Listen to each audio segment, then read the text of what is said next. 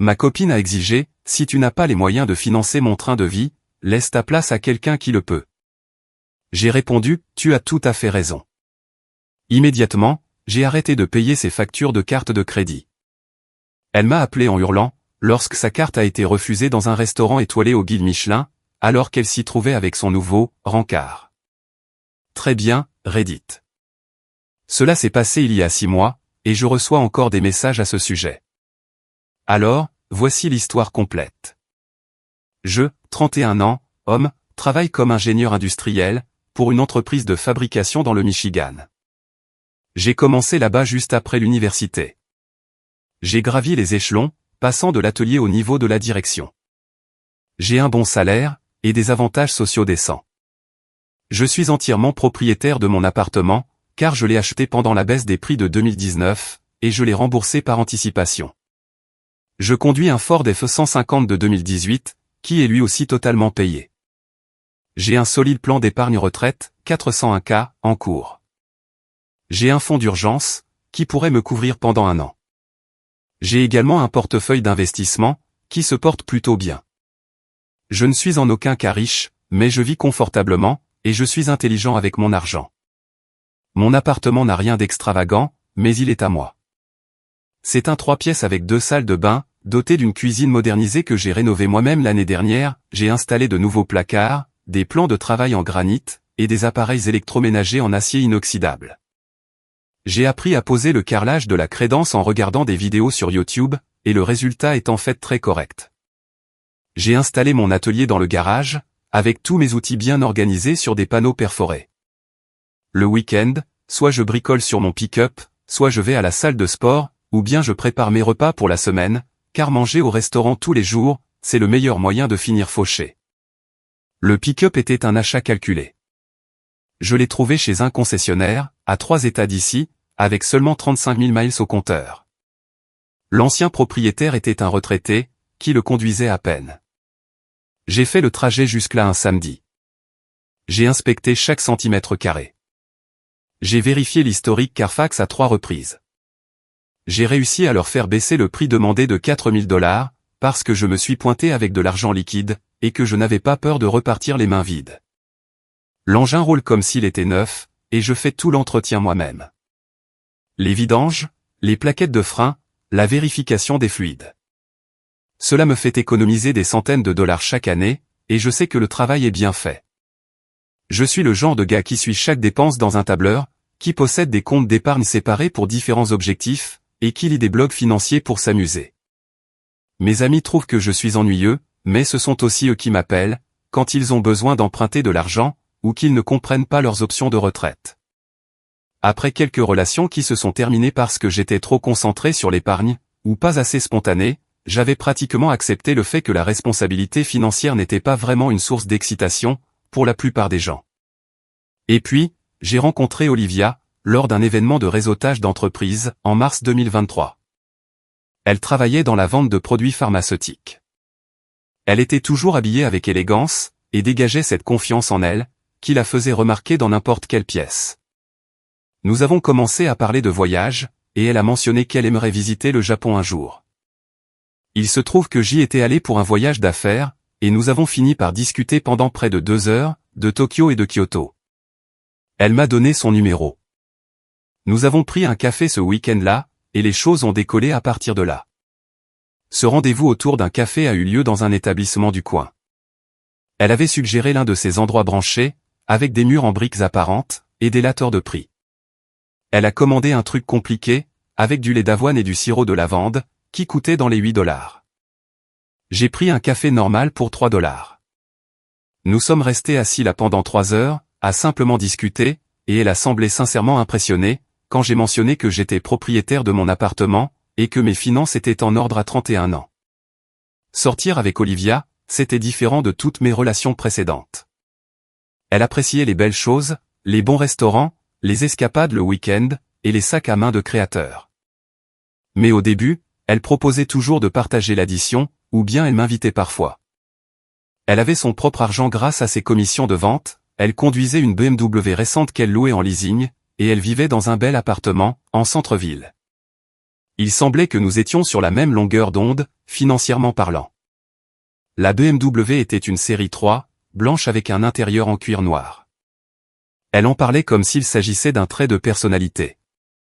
Les filles qui roulent en BMW sont tout simplement différentes, disait-elle, tout en postant des stories Instagram du logo sur le volant.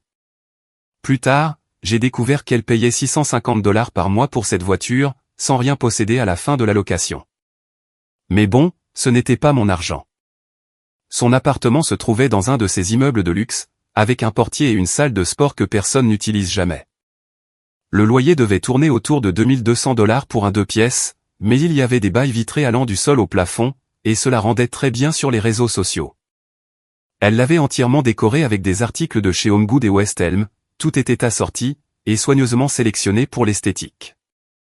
Je me souviens avoir pensé que cela ressemblait plus à un showroom, qu'à un endroit où quelqu'un vivait réellement. Notre premier vrai voyage ensemble a été un week-end à Chicago, en mai. Nous avons partagé les frais de l'hôtel, des repas, et des trajets en Uber. Elle a posté 1 million de photos, mais elle ne m'a jamais donné l'impression que je devais financer son contenu Instagram. Tout semblait équilibré. Elle a même insisté pour m'acheter mon billet, pour cette visite architecturale en bateau que je voulais faire. Les choses se passaient bien. L'hôtel était un établissement de charme, dans le quartier de River North, qu'elle avait déniché sur un blog de voyage. C'était plutôt sympa, mais pas excessivement cher. Environ $220 la nuit, divisé en 2. Nous marchions partout, pour économiser sur les transports. Nous avons mangé une pizza et deep dish chez Luman Naties. Nous avons visité l'Art Institute. C'était vraiment amusant. Elle prenait constamment des photos, mais rien d'exagéré. Elle avait juste l'air d'une personne normale, qui aimait documenter sa vie. En juillet, les choses ont commencé à devenir sérieuses. Elle avait commencé à laisser des vêtements chez moi. Nous dînions avec nos familles respectives, et nous parlions de nos projets d'avenir, de cette manière un peu vague du « un jour, peut-être ». Ses parents semblaient m'apprécier.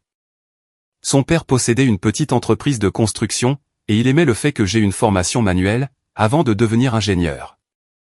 Sa mère n'arrêtait pas de faire des commentaires, sur le fait que j'étais quelqu'un de stable et de fiable. Son père, Robert, était le genre de type qui respectait le travail acharné, un homme qui s'est fait tout seul, qui a bâti son entreprise à partir de rien, et qui conduisait une vieille Chevy cabossée, même s'il avait les moyens de s'offrir mieux. Nous parlions d'affaires et de projets de construction, quand je venais pour les dîners de famille. Il me prenait toujours à part, pour me montrer n'importe quel projet de rénovation sur lequel il travaillait dans leur maison. C'était un homme profondément solide. Sa mère, Patricia, était différente. Elle était extrêmement focalisée sur les apparences, et sur ce que pensaient les voisins. Elle était toujours sur son 31, même pour des dîners de famille décontractés. Leur maison donnait l'impression de sortir tout droit d'un magazine. Elle faisait de petits commentaires subtils, sur le fait qu'Olivia réussissait si bien dans la vie, et sur l'importance de maintenir un certain standing. Cela aurait dû être mon premier signal d'alarme. Vers le mois d'août, j'ai remarqué que cette habitude de partager l'addition commençait à disparaître. Elle suggérait des restaurants chers, et quand l'addition arrivait, elle restait simplement assise là, dans l'attente, ou bien elle planifiait des voyages le week-end, sans parler des coûts, jusqu'à ce que tout soit réservé. J'ai commencé à couvrir de plus en plus de dépenses, sans vraiment y prêter attention. Je me disais que c'était simplement comme ça que les relations fonctionnaient. On se sent plus à l'aise, on gâte son partenaire, bref. Cette histoire de restaurant a commencé subtilement. Elle disait, allons essayer ce nouveau restaurant italien. Et j'acceptais, en pensant que cela nous coûterait environ $30 par personne. Puis, on arrivait sur place, les plats principaux étaient à $45 chacun, les verres de vin à $18, et soudain, on ressortait allégé de $150. Et elle partait simplement du principe que j'allais payer. Aucun remerciement, aucune proposition de partager, juste un « merci, bébé » et un bisou sur la joue. Puis, il y a eu l'incident chez Nordstrom, en septembre. Nous étions au centre commercial, juste pour faire du lèche-vitrine, et elle a trouvé ce sac à main Kate Spade, qu'elle a absolument adoré. Le truc coûtait quelque chose comme $380. Elle n'arrêtait pas de dire à quel point il serait parfait pour ses nouvelles tenues de travail, comment il allait durer toute une vie, et comment il s'agissait en fait d'une pièce d'investissement. Ensuite, elle m'a regardé avec des yeux de chiot battu, et a lâché, bébé, un cadeau d'anniversaire en avance. Son anniversaire n'était pas avant le mois de janvier. Je l'ai acheté, parce que dire non me mettait mal à l'aise, et que je ne voulais pas paraître radin. Elle a publié 17 stories via Instagram à ce sujet, en m'identifiant dans la moitié d'entre elles, et en m'appelant le « meilleur petit ami du monde ». Ses amis commentaient avec des émojis cœur, des « garde-le précieusement » et des « objectifs de couple ». Avec le recul, ce sac à main a été le début de la fin. C'est à ce moment-là, qu'elle a compris que j'étais capable de dire oui. Après le sac à main, les choses ont commencé à s'accélérer. Elle avait besoin de nouvelles chaussures pour le travail.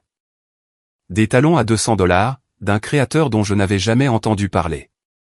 Elle voulait essayer ce nouveau restaurant de sushi, dont tout le monde parlait sur les réseaux. Un dîner à $160 pour deux, où nous avons eu chacun environ 6 morceaux de poisson, et sommes repartis en ayant encore faim. Sa voiture avait besoin de nouveaux pneus. Bizarrement, c'est devenu mon problème, à moi aussi. Encore 6 cents. À chaque fois que j'hésitais, elle me sortait, je croyais que tu tenais à moi. Ou bien, je veux juste qu'on profite de la vie ensemble. Ou, ma phrase préférée, tu es tellement focalisé sur l'argent, que tu passes à côté de la création de beaux souvenirs. Ouais, des souvenirs. Comme le souvenir de l'avoir regardé dépenser $140 chez Sephora, pour du maquillage qu'elle possédait déjà, mais dans des teintes différentes. Ou le souvenir de l'avoir acheté 3 robes noires, presque identiques, sous prétexte qu'elle avait besoin de choix. Vraiment des moments inestimables. L'histoire des pneus me rend encore fou, quand j'y repense. Elle est venue chez moi un samedi matin, presque en larmes, pour m'expliquer que le concessionnaire BMW avait dit qu'elle avait besoin de pneus neufs, et que ça allait coûter $800. Dans ma tête, je me disais, ok, c'est sa voiture, c'est son leasing, c'est sa responsabilité. Mais elle continuait son monologue, disant qu'elle était un peu juste financièrement ce mois-ci, et que se passerait-il si elle crevait, et que ce n'était pas sûr, et que si quelque chose de grave arrivait, je ne me le pardonnerais jamais. La culpabilisation classique.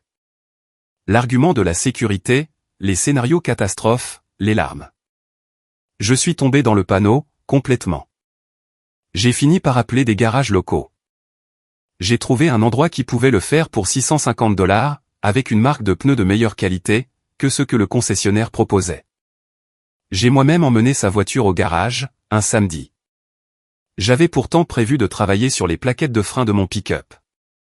J'ai attendu 3 heures, dans leur salle d'attente inconfortable, en lisant des magazines périmés, pendant qu'ils faisaient le travail. J'ai payé avec ma carte de crédit. Elle a récupéré la voiture le soir même, m'a dit merci, m'a fait un bisou, puis elle a posté sur Instagram qu'elle avait eu un problème de voiture, mais que, mon incroyable petit ami a géré ça comme un champion. 17 commentaires sur la chance qu'elle avait. 8 émojis cœur, 3 personnes demandant où elle m'avait trouvé, aucune mention des $650 que je venais de dépenser, aucune proposition de me rembourser, et aucune reconnaissance du fait que c'était sa responsabilité, et que c'était, d'une manière ou d'une autre, devenu la mienne. Je l'ai justifié sur le moment. C'est ce que font les bons petits amis, n'est-ce pas? S'occuper des problèmes de leurs partenaires. S'assurer qu'elles sont en sécurité. Être le gars fiable qui résout les problèmes. Peu importe qu'elle ait probablement dépensé $650 en vêtements et en maquillage, rien qu'au cours des 2 dernières semaines. Peu importe qu'elle ait un travail et des revenus. J'étais l'homme, alors j'étais censé m'en occuper. Avec le recul, c'est exactement cette mentalité toxique qu'elle exploitait.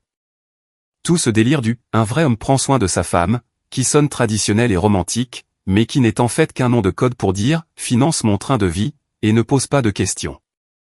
C'est en octobre que les choses ont commencé à devenir bizarres. Elle s'est mise à faire des commentaires sur le fait que mon appartement était « mignon », sur ce ton bien précis qui signifiait tout le contraire. Elle m'a demandé pourquoi je ne louais pas un pick-up plus récent, comme le font les hommes qui réussissent. Elle a commencé à me comparer aux petits amis de ses collègues, qui, apparemment, les emmenaient dans des complexes hôteliers de luxe, et leur achetaient des marques de créateurs pour tout. Les commentaires sur mon appartement m'ont blessé, je ne vais pas mentir.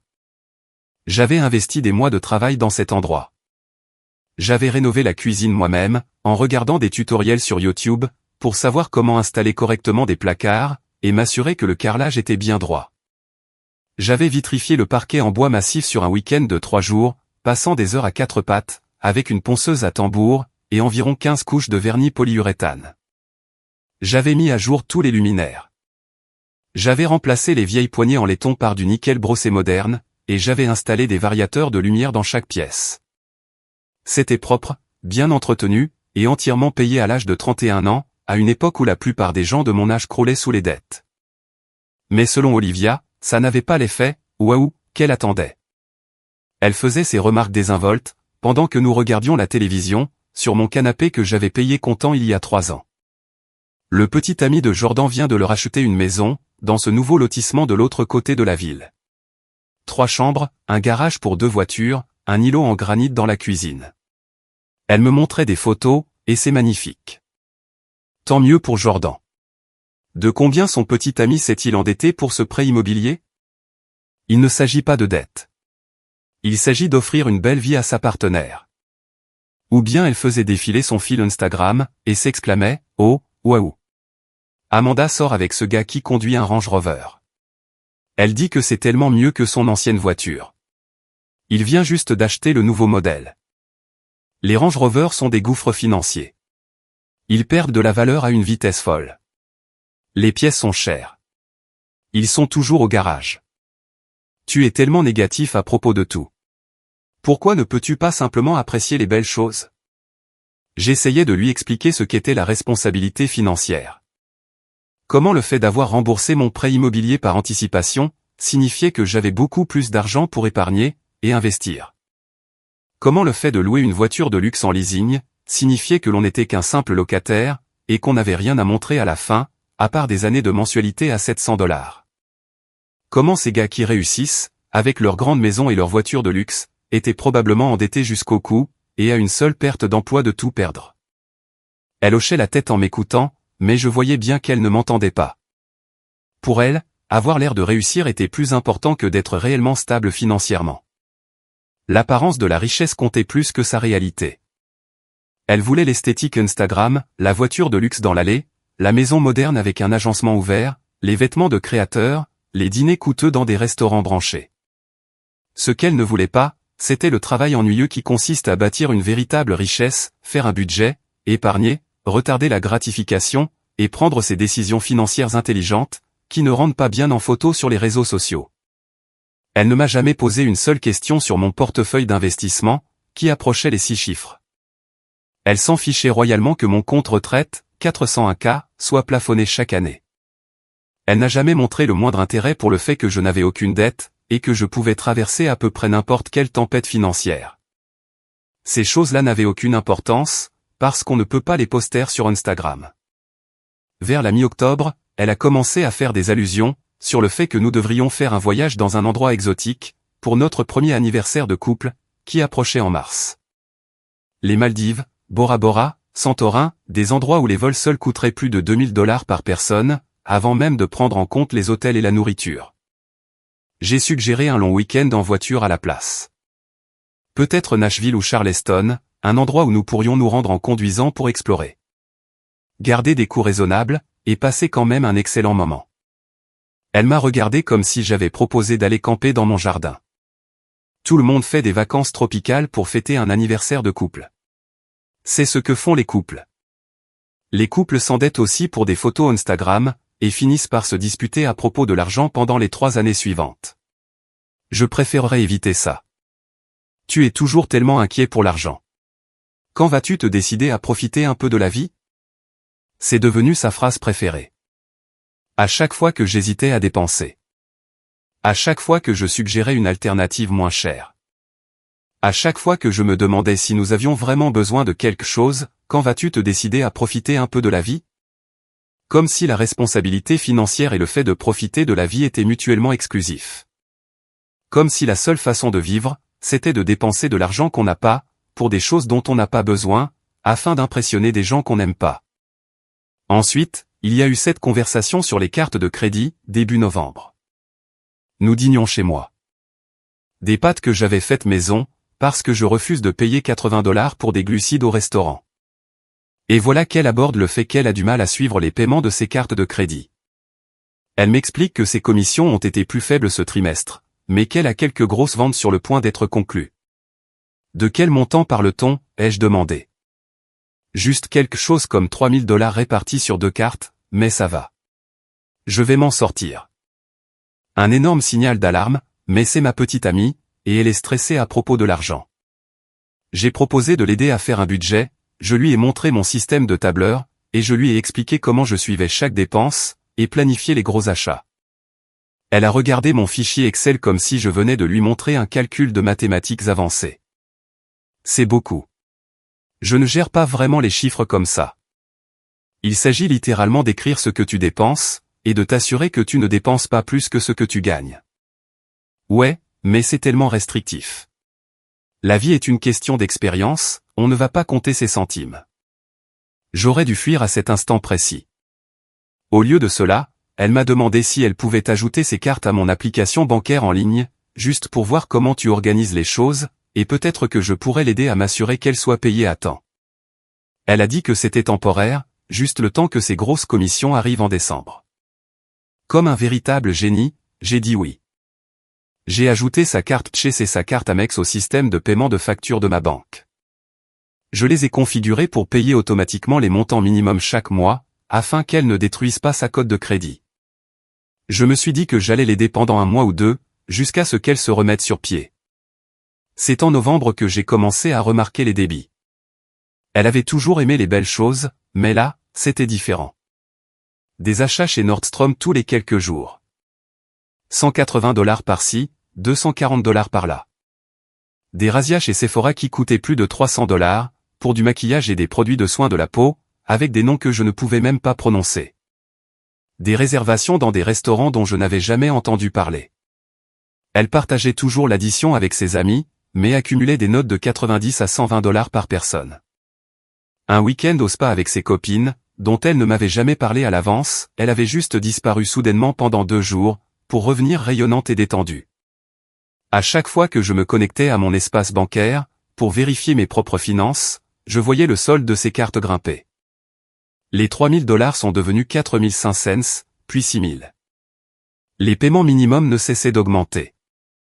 180 $ pour l'Amex, 120 $ pour la carte Chase.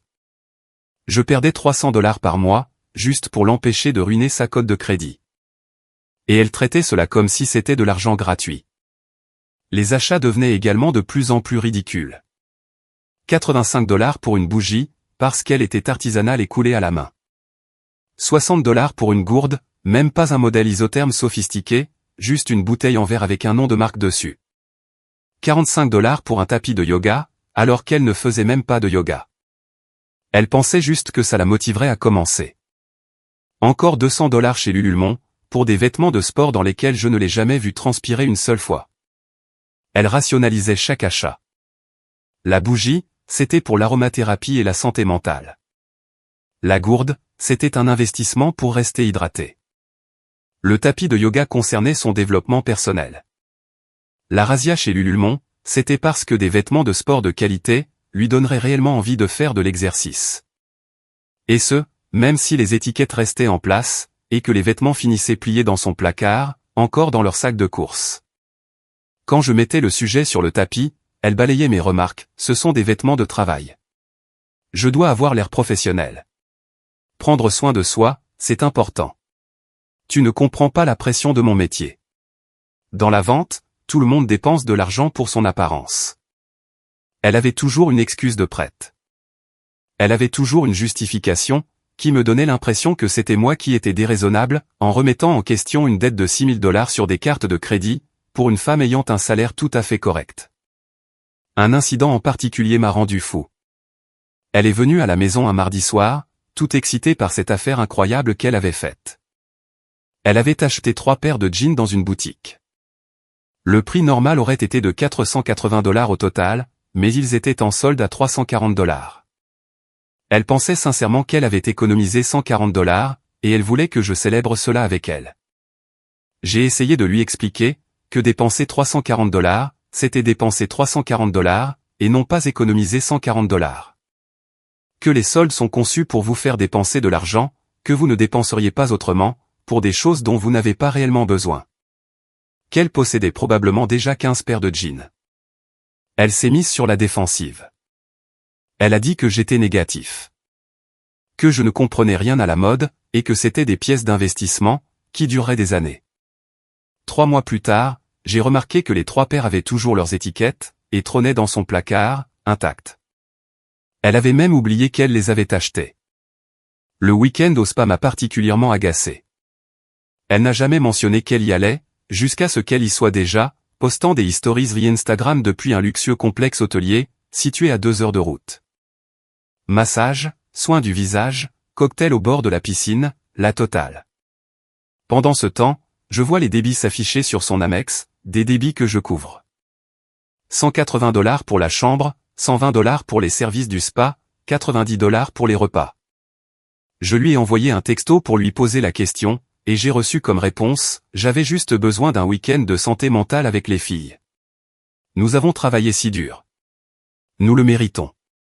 Le paiement minimum sur son Amex s'élevait désormais à lui seul, à 180 $ par mois. Celui de la carte Chase était de 120 $. Je payais 300 $ tous les mois, juste pour éviter que ses cartes de crédit ne soient en défaut de paiement, pendant qu'elle était dehors à vivre sa meilleure vie, à publier des posts sur l'importance de prendre soin de soi, et de se faire plaisir. Puis est arrivée la semaine de Thanksgiving. Son entreprise organisait une grande fête de fin d'année, dans un country club. Un événement très chic, avec un dîner raffiné, un bar à volonté, la grande classe. Elle avait besoin d'une nouvelle robe, car, de toute évidence, elle ne pouvait rien porter de ce qu'elle possédait déjà. Nous sommes allés dans cette boutique qu'elle épiait sur Instagram. La robe qu'elle voulait coûtait 680 $. Ce n'est pas une faute de frappe. 680 $, pour une robe qu'elle ne porterait qu'une seule fois. Bébé, c'est la robe parfaite. Il me la faut absolument. Tout le monde sera sur son 31, et je dois être magnifique. Olivia, c'est l'équivalent d'une mensualité de prêt immobilier pour certaines personnes. Mais tu n'as pas de prêt immobilier, a-t-elle rétorqué. Tu as remboursé ton appartement, donc tu as les moyens de gâter ta petite amie. Cette logique était implacable. Bien évidemment, je n'ai pas acheté la robe. C'était la première fois que je disais vraiment non, à quelque chose d'aussi cher. Elle m'en a voulu pendant environ 3 jours, me répondant à peine par texto, et postant des citations passives-agressives sur Instagram, sur le fait de connaître sa valeur, et de ne pas se contenter de moins. Ensuite, sa mère m'a appelé. Patricia, avec qui je m'étais toujours bien entendu, m'a téléphoné au travail. Elle a dit qu'elle avait entendu parler de la situation avec la robe, et voulait s'assurer que tout allait bien entre nous deux. Puis, elle s'est lancée dans tout un discours pour m'expliquer qu'Olivia était habituée à un certain train de vie, comment son père avait toujours bien subvenu aux besoins de la famille, et combien il était important que sa fille se sente valorisée et chérie. Traduction, achète la robe, ou tu n'es pas assez bien pour sa fille. J'étais sans voix. Cette femme m'appelait sur mon lieu de travail, pour me mettre la pression, afin que je dépense 680 $ pour une robe. J'ai expliqué que je couvrais déjà ses factures de carte de crédit à hauteur de 300 $ par mois, que je lui avais probablement acheté pour 2000 $ de choses au cours des derniers mois, et que j'essayais simplement d'être financièrement responsable. Eh bien, si tu as des difficultés financières, tu devrais peut-être évaluer si tu es prêt pour une relation sérieuse. Olivia mérite quelqu'un qui puisse s'aligner sur son style de vie. Et voilà, le mot était lâché. J'ai dit à Patricia que je devais retourner travailler, et j'ai raccroché. Je suis resté assis dans mon bureau, à fixer le mur, en essayant d'assimiler ce qui venait de se passer. La mère de ma petite amie venait essentiellement de me traiter de fauché, et de me dire d'être à la hauteur, ou de dégager. Ce soir-là, Olivia est passée me voir en se montrant toute douce. Elle a fait croire qu'elle voulait simplement discuter. Aucune pression concernant la robe. Nous nous sommes assis sur mon canapé, et elle m'a pris les mains. Écoute, je sais que l'argent est un peu juste pour toi en ce moment. Ce n'est pas juste. C'est juste que je ne vais pas lâcher 680 $ pour une robe. D'accord, mais il faut que tu comprennes quelque chose. J'ai un certain standard, auquel je suis habitué. Mon père s'est toujours assuré que ma mère ait de belles choses. C'est à ça que ressemble l'amour, pour moi. Et si tu n'as pas les moyens de financer mon train de vie, tu devrais peut-être laisser ta place à quelqu'un qui le peut. Elle a dit cela avec tellement de désinvolture, comme si elle commentait la météo, sans colère ni méchanceté, juste comme un état de fait. C'est ce dont j'ai besoin, et si tu ne peux pas me l'offrir, je trouverai quelqu'un qui le fera. Je l'ai simplement regardé pendant un long moment. Je l'ai vraiment regardé. Le sac à main de créateur que je lui avais acheté, posé sur ma table basse. Les chaussures hors de prix qu'elle portait, que j'avais payées. Les bijoux qu'elle avait choisis, et que je lui avais offerts pour son anniversaire. Tout en elle hurlait son besoin d'un entretien de luxe. Et j'avais été trop occupé à essayer d'être le petit ami idéal, pour m'en rendre compte. Quelque chose a fait un déclic dans mon cerveau. J'ai soudain cessé d'essayer de faire fonctionner cette relation, pour réaliser que cette femme me voyait comme un distributeur automatique de billets, doté de sentiments, et non comme un partenaire. Tu as tout à fait raison, ai-je dit. Elle a cligné des yeux. Quoi? Tu as raison. Si je n'ai pas les moyens de financer ton train de vie, je devrais laisser ma place. Alors, faisons ça. Attends, qu'est-ce que tu es en train de dire? Je dis que c'est fini entre nous.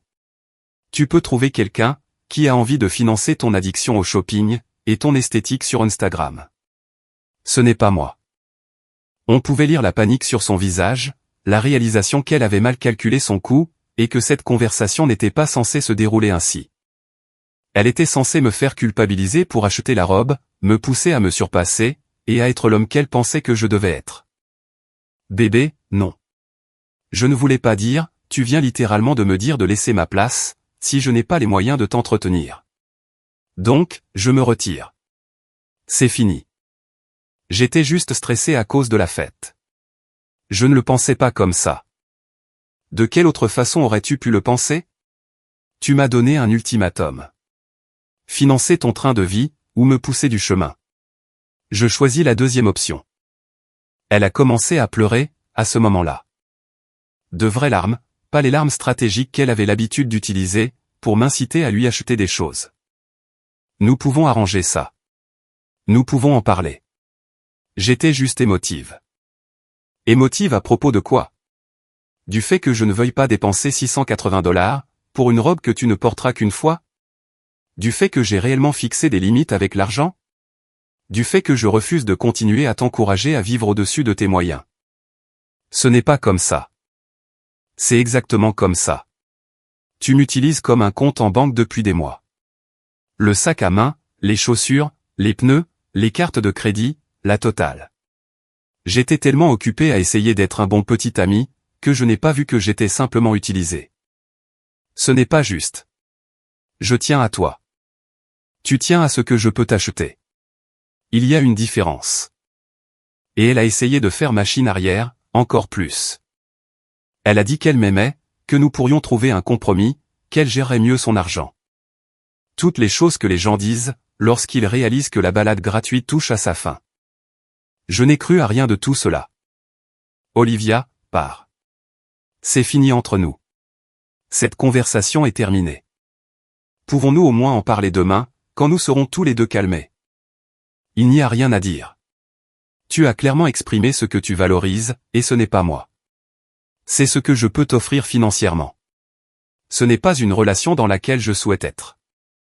Elle est restée plantée là pendant encore une minute, à pleurer, et à essayer différentes approches. Peut-être pourrions-nous aller voir un conseiller conjugal. Peut-être qu'elle pourrait changer. Peut-être que je réagissais de façon excessive. Chaque phrase commençait par « peut-être », parce qu'elle savait qu'elle avait tout gâché, mais elle n'arrivait pas tout à fait à l'admettre. Finalement, elle est partie, pleurant toujours, et essayant encore de me convaincre que la situation était réparable. J'ai fermé la porte derrière elle, et je suis resté là un instant, à digérer ce qui venait de se passer. Puis, j'ai attrapé mon ordinateur portable, et je me suis mis au travail. Le lendemain matin, je me suis connecté à mon compte bancaire, et j'ai supprimé ces 2 cartes de crédit de mon système de paiement. J'ai appelé les 2 sociétés de cartes de crédit, et je leur ai fait retirer mes coordonnées bancaires de ces comptes. Cela m'a pris peut-être 10 minutes au total. Ensuite, j'ai bloqué son numéro, ainsi que tous ses réseaux sociaux. Une rupture nette. Aucune place pour la négociation ou la manipulation. J'ai changé le code de ma porte, parce qu'elle avait l'ancien. J'ai mis à jour mes mots de passe Netflix et Hulu, car elle utilisait mes comptes. J'ai appliqué la politique de la terre brûlée. L'histoire des cartes de crédit était le coup décisif. Voyez-vous, je couvrais ses paiements minimums automatiquement. Elle n'avait jamais à y penser. Elle ne recevait jamais d'avis de retard. Elle n'avait jamais à faire face aux conséquences de dépenser $6 000 qu'elle ne possédait pas. Maintenant, ses cartes étaient de nouveau entre ses mains, avec des soldes qu'elle ne pouvait pas payer, et un paiement automatique désactivé. Ce vendredi-là, avait lieu la fête de fin d'année de son entreprise. J'ai appris cela plus tard, par une amie commune, qui la suivait toujours sur Instagram. Apparemment, elle avait fini par acheter la robe quand même. Elle l'avait mise sur l'une de ses cartes de crédit, que je ne payais plus. Elle s'est pointée à cet événement chic au Country Club, sublime comme jamais, postant des photos, et vivant sa meilleure vie. Elle avait amené un cavalier, un directeur des ventes d'une autre entreprise pharmaceutique, qu'elle avait rencontré lors d'une conférence. Un gars plus âgé, qui roulait en Lexus, et portait des costumes hors de prix. Exactement le genre d'homme, qui pouvait se permettre de financer son train de vie. Ils ont dîné au Country Club, puis ont apparemment décidé de prolonger la soirée, en allant dans ce restaurant étoilé du centre-ville, le Monarch Room. Un de ces endroits où le menu dégustation commence à $185 par personne, et où ils décrivent chaque plat comme s'il s'agissait d'une œuvre d'art. Elle a proposé d'inviter, vu que ce type avait payé leur dîner au Country Club. Elle essayait de l'impressionner, de montrer qu'elle était sophistiquée et prospère, et non une profiteuse à la recherche d'un repas gratuit. Elle a commandé le menu dégustation complet pour eux deux. Elle a ajouté les accords mets et vins, les entrées, les multiples plats, le dessert, la totale. L'addition s'est élevée à un peu plus de 5 cents avant le pourboire. Elle a tendu son Amex au serveur, avec une confiance absolue. La carte a été refusée. Elle a essayé la carte Chase, refusée également. Les deux cartes avaient atteint leur plafond, et elle avait raté les paiements minimums, depuis que j'avais arrêté de les couvrir une semaine auparavant. Les sociétés de cartes de crédit avaient bloqué ses comptes. Selon mon amie commune, qui a entendu cela de quelqu'un qui était sur place, Olivia est devenue complètement pâle. Elle a commencé à bafouiller, disant qu'il devait y avoir une erreur, peut-être une fraude. Qu'elle allait devoir appeler sa banque. Son rendez-vous a fini par payer, mais il n'était clairement pas ravi. Il a réglé l'addition, et est pratiquement parti sur le champ. Pas de dernier verre, et aucune perspective d'un second rendez-vous. Elle m'a appelé 17 fois cette nuit-là. Je le sais parce que, même si je l'avais bloqué, les appels apparaissaient toujours dans la liste de mes appels bloqués.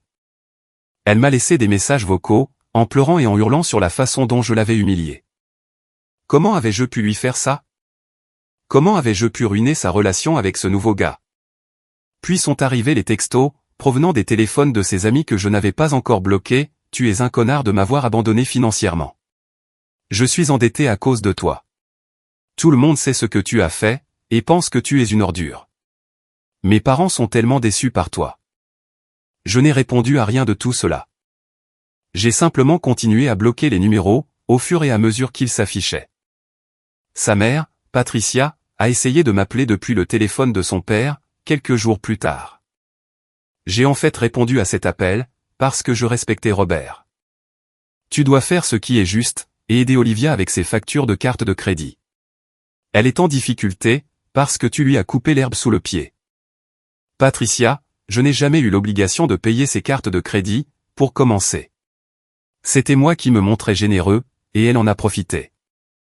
Elle pensait que vous formiez un vrai partenariat. C'est ce que font les couples. Les partenariats sont égalitaires. Je finançais son train de vie, pendant qu'elle dépensait de l'argent qu'elle n'avait pas. Ce n'est pas un partenariat. C'est de la violence financière, dans l'autre sens. Sa cote de crédit a chuté de 80 points, parce qu'elle a plafonné 2 cartes de crédit, et raté des paiements. Ce n'est ni de ma faute, ni mon problème. Elle a 29 ans. Elle peut gérer ses propres finances. Patricia est restée silencieuse une seconde, puis m'a lancé, Robert est très déçu par toi. Passez-le-moi au téléphone, dans ce cas. Elle a refusé, car Robert ne savait probablement même pas qu'elle m'appelait. Ce type était bien trop pragmatique, pour penser que je devrais payer les factures de carte de crédit de sa fille adulte. J'ai raccroché, et j'ai bloqué ce numéro-là, lui aussi. Les retombées sur Instagram ont apparemment été mémorables. Olivia avait publié une story très vague, au sujet de « ces personnes fausses » qui font semblant de tenir à toi, puis t'abandonnent quand tu as le plus besoin d'elles, accompagnées d'un selfie larmoyant. Ses amis l'ont soutenue dans les commentaires, expliquant qu'elle méritait mieux, et qu'elle avait clairement évité le pire. Mais ensuite, des connaissances communes, qui connaissaient la vraie histoire, ont commencé à répliquer. Quelqu'un a commenté, en demandant s'il s'agissait du fait d'attendre de son petit ami qu'il paie ses factures. Une autre personne a fait remarquer que la responsabilité financière n'était pas la même chose que la radinerie. La publication est devenue tellement chaotique qu'elle l'a supprimée. Elle a tenté une dernière approche, à la mi-décembre. Elle s'est pointée à mon appartement à l'improviste, l'air contrarié mais sans pleurer, plutôt composé. Elle m'a dit qu'elle avait réfléchi à tout cela, et qu'elle avait réalisé qu'elle avait été injuste. Elle a ajouté qu'elle voulait arranger les choses, et qu'elle accordait plus de valeur à notre relation, qu'à l'argent ou à son train de vie. Je ne l'ai pas laissée entrer. Nous avons discuté sur le pas de la porte. As-tu remboursé tes cartes de crédit, ai-je demandé. Je travaille sur un plan de paiement. Donc, non. Ce n'est pas si simple. J'ai dû demander de l'aide à mes parents. Tant mieux. Ils t'ont élevé en te faisant croire que l'argent poussait sur les arbres. Ils peuvent assumer les conséquences. Ce n'est pas juste. J'avais simplement des attentes différentes, quant à la façon dont une relation devrait fonctionner. Exactement. Tu t'attendais à ce que je finance ton train de vie, pendant que tu faisais semblant d'avoir plus de succès que tu n'en as réellement. Moi, je m'attendais à avoir une partenaire, pas une personne à charge. Elle a alors essayé de jouer la carte des larmes, affirmant que j'étais cruel, qu'elle avait appris sa leçon, et que les gens faisaient des erreurs. Je lui ai répondu que l'erreur venait de moi, pour ne pas avoir vu cela venir plus tôt, et j'ai fermé la porte. Elle a finalement arrêté d'essayer après ça. Les conséquences ont été intéressantes. J'ai appris par cette même amie commune, qu'Olivia avait dû retourner vivre chez ses parents, parce qu'elle ne pouvait plus payer le loyer de son appartement de luxe. Ce loyer mensuel de $2200, qui rendait si bien sur Instagram, mais qui engloutissait la majeure partie de son salaire, après les paiements de sa voiture et les minimums de ses cartes de crédit. Elle avait déjà été en retard sur son loyer 2 fois, avant que je ne lui coupe les vivres. Et après que j'ai arrêté de couvrir ses cartes de crédit, tout son château de cartes s'est effondré. La BMW a été ramenée chez le concessionnaire à la fin de son contrat de location, en février, et elle n'avait pas les moyens d'en louer une nouvelle, ni même de racheter l'ancienne. Aujourd'hui, elle conduit la vieille Honda Accord de sa mère, un modèle de 2014, avec des sièges en tissu et des fenêtres manuelles. Elle roule encore très bien, c'est une voiture totalement fiable, mais ce n'est définitivement pas l'image qu'elle cherchait à projeter.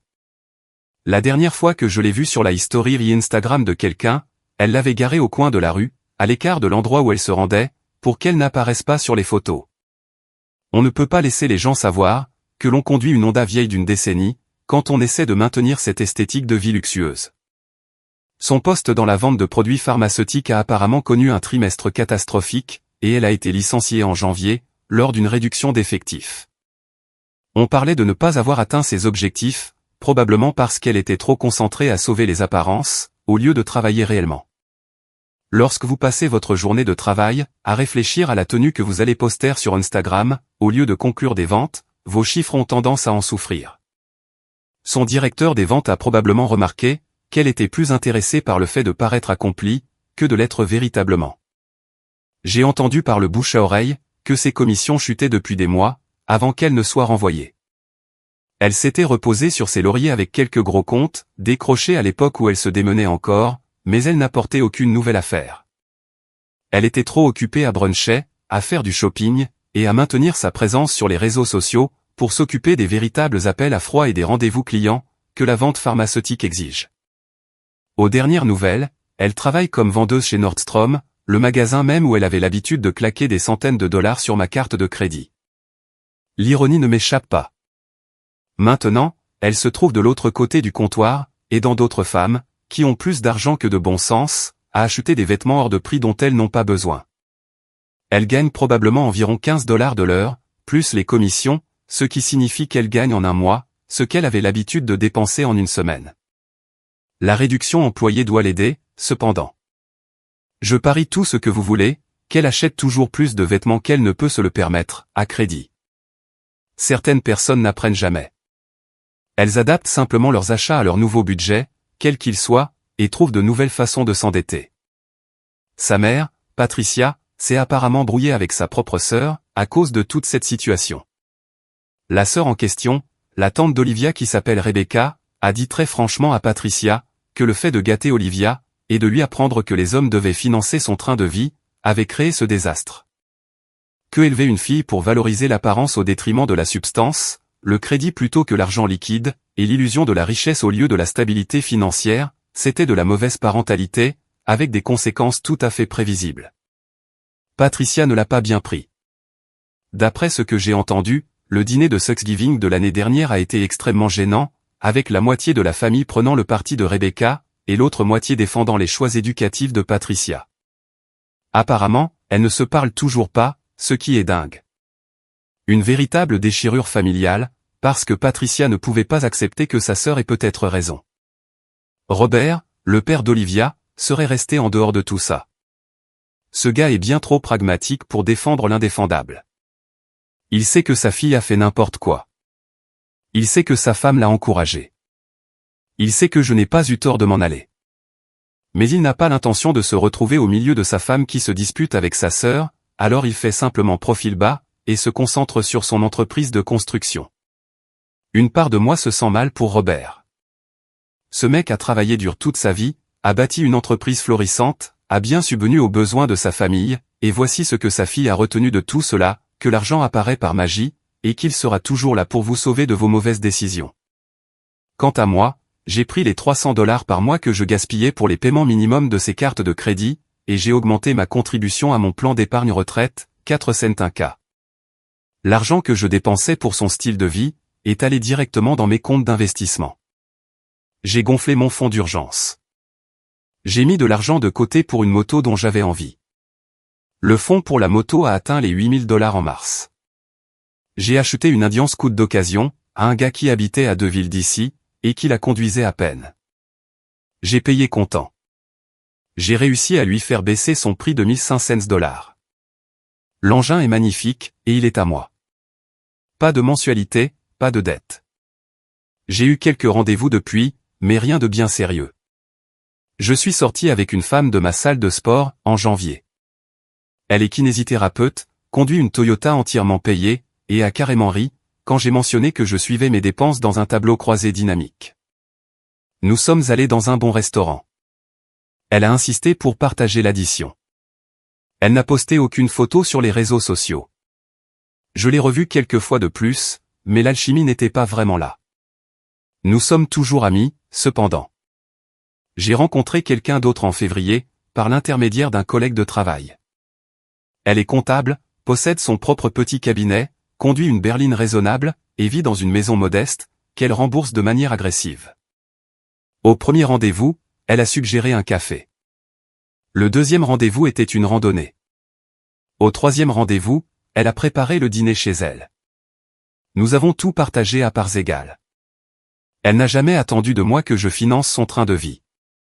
Elle a même été enthousiasmée, lorsque je lui ai montré la stratégie de mon portefeuille d'investissement. Nous verrons où cela nous mène. Mais c'est vraiment rafraîchissant, de sortir avec quelqu'un qui voit l'argent comme un outil pour construire un avenir, plutôt que comme un truc à brûler pour créer du contenu Instagram. J'ai obtenu une promotion au travail en avril. Un poste de chef de projet senior, avec une augmentation de 15%. J'ai fêté ça en m'offrant un bon restaurant de grillade, en commandant exactement ce dont j'avais envie, et sans me soucier de voir la facture de carte de crédit de quelqu'un d'autre, apparaître sur mon compte bancaire. La moto Indian Scout a été parfaite pour les balades du week-end. J'ai rejoint un groupe de motards local, et j'ai rencontré des gars sympas, qui aiment les motos et qui les entretiennent réellement, au lieu de se contenter de poster des photos. J'ai travaillé sur la restauration d'une Triumph Bonneville de 1972 dans mon garage, que j'avais acheté pour 2500 $. Le moteur a besoin d'être entièrement reconstruit, mais c'est ce qui fait la moitié du plaisir. La valeur de mon appartement a augmenté d'environ 20% depuis que je l'ai acheté. Je pourrais le vendre demain, et repartir avec un bon bénéfice. Mais pourquoi le ferais-je? L'endroit est payé. Il ne me coûte pratiquement rien, à part les impôts fonciers et les charges. Et le marché ne fait que grimper. Et c'est à peu près tout. Pas de drame, pas de dette, et personne pour exiger que je prouve mon amour avec mon compte en banque. Je vis simplement ma vie, je bâtis mon patrimoine, et je trouve quelqu'un qui accorde réellement de l'importance aux mêmes choses que moi. Olivia peut continuer à courir après ce style de vie Instagram, avec l'argent de quelqu'un d'autre. Moi, je suis très bien là où je suis.